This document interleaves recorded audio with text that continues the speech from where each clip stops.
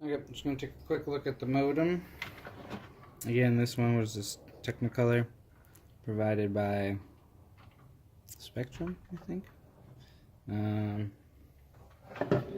So just on the back, this is connected to our router.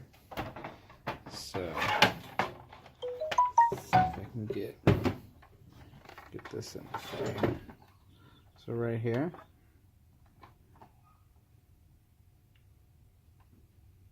And our Wayne, I think that's right.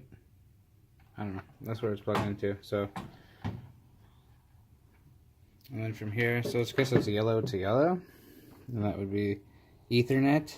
I guess those are two telephone ports, Ethernet port, and that's the cable. So this is the cable coming in from the wall, and this is the power cord. So one of these two are the power cord. One's for the router and one's for the modem. So let's take this out. You know, I guess we all know how a power cord works.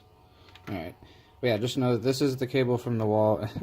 And the biggest part about this is this determines your length too. So there's a long power cord, but you're going to have a long cable if you're going to keep your modem inside of kit.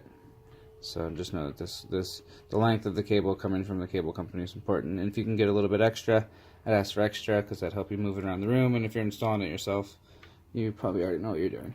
So, cool. Alright. So that's the modem.